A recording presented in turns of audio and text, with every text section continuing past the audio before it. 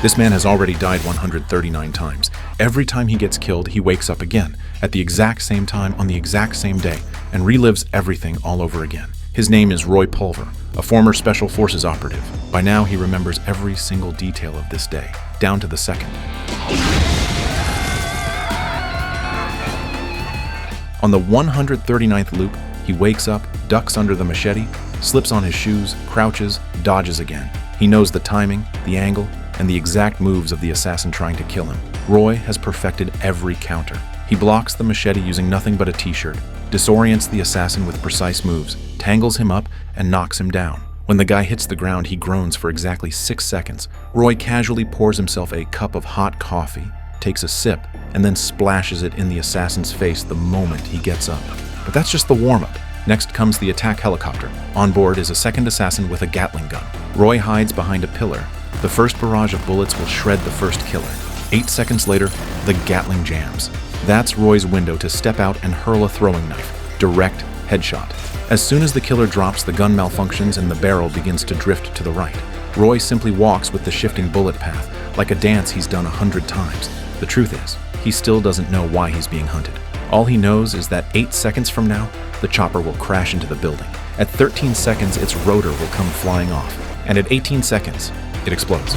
Roy jumps out the window. He lands in a garbage truck. You might not know, he's missed the truck 22 times. One time, he got pancaked by a passing semi. After that, Roy hijacks a sports car. He doesn't care about ethics anymore. He's in an infinite loop.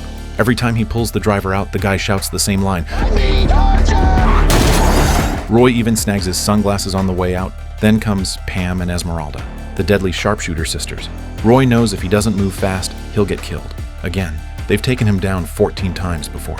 And they're just one of 7 waves of assassins he has to face every day. He's been blown up by a mad bomber twice, killed by a guy who looks almost exactly like him 3 times, and worst of all, sliced up by Guan Yin, a sword-wielding killer who always shows up out of nowhere and decapitates him cleanly. She even picks up his phone afterward just to pose. Some days, Roy manages to outrun the killers. But does he investigate why he's stuck in this loop? Number. He heads to a bar, orders 2 bottles of the strongest baijiu the place has, and drinks to forget. He's tried fighting back, but the killers are too strong, too many. He's never survived past 12:47 p.m.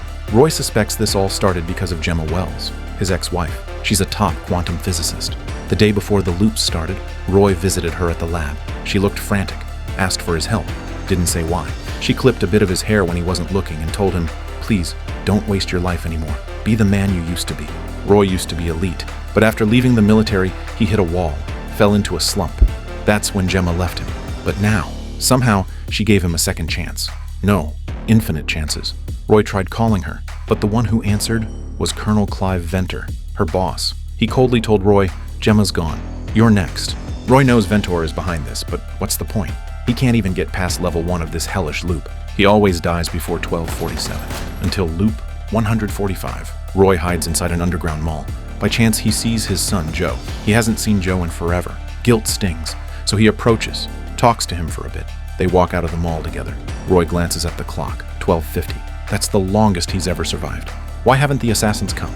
Then it hits him. He was underground. No signal. He must have a tracker on him, but it's already too late. The killers show up. Roy doesn't run. He grabs his son and holds him tight. Bullets rip through his back. As he bleeds out, he looks into his son's eyes. This death feels different. There's no fear, just grief and love. Loop 146. Roy grabs a killer and demands to know how they're tracking him. The guy won't talk. So, Roy visits an old buddy in security. If someone implanted a tracker in me, where would it be? His friend. Your teeth. Roy remembers. He had a date last night with a woman who was, surprise, a dentist. During the date, she insisted on checking his teeth, and he passed out. He rushes to the bathroom, rips out tooth after tooth, drinking baijiu to numb the pain. Finally, he finds the one with the tracker. Seriously, dude, you could have just asked her. She's right next to you every morning. From this loop on, everything changes. No more hiding. Roy pulls out the tracker, uses it to bait the killers, ambushes them one by one. Put me here on purpose. Level cleared. Next, the boss fight. The laboratory. His first attempt, he drives straight into the facility, crashes, and dies instantly. Second try, plants explosives in the car, blows the security guard sky high, but didn't expect the lead enforcer to be right beside him. Dead again. Third try, kills the assassin who looks like him, uses his ID to sneak in. In the elevator to the top, a huge guard asks him to scan in. Wrong clearance. He gets punched to death. Fourth try, Roy preemptively kills the guard in the elevator. Doors open. Dozens of guns trained on him. He shoots himself in the head before they can. Fifth try, figures out there's a camera in the elevator. Of course they were waiting. Sixth try, disguises himself as the guard from the start. This time, he reaches the top, and there she is, Guan Yin. He draws his gun.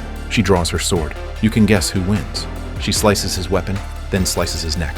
Loop 152. Roy brings a submachine gun. Still gets sliced. Loop 153. Assault rifle. Still can't land a hit.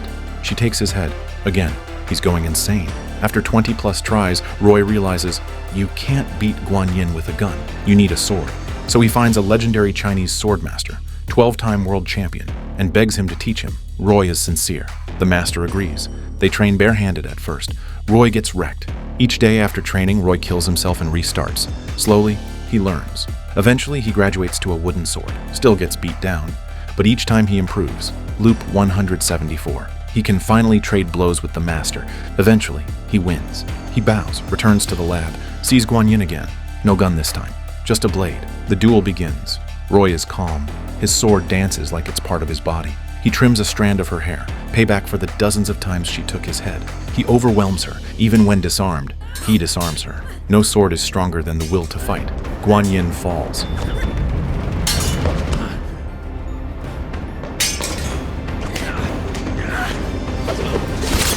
I am Roy. Then comes Colonel Ventor, the mastermind. He's not much of a fighter. Roy takes him down.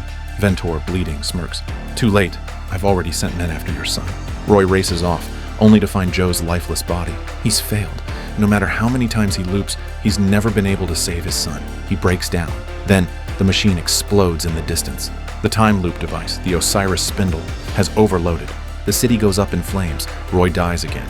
He wakes up, defeated. He lets the first assassin kill him again and again, punishing himself, until he stops. He stands up.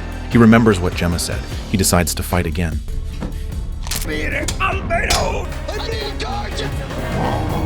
This time he spends his loops bonding with Joe. They talk, play games, eat junk food. They laugh. Each reset, Roy starts to feel like a father again. Then, one day, Joe tells him, "Mom called me this morning." Wait, what? Gemma is still alive every morning until 7:14 a.m. Roy wakes at 7 a.m. That gives him 14 minutes to save her. This time, he rushes to the chopper, flies to the lab. At 7:10, he opens fire, wipes out the guards in 10 seconds, storms the facility. At 7:14, he kills Ventor before he can kill Gemma. She's safe. He's won. She hugs him tight. "I knew you could do it. But it's not over. The machine is going to explode. To stop it, Roy has to merge with it, reset the timeline for good, but no one knows what will happen to him." He smiles at Gemma. "Thank you for raising our son. I've spent so many days with him recently. I saw your love in him, your strength. I'm ready now." He walks into the machine. No promises, no guarantees, but this time he faces the unknown like a warrior.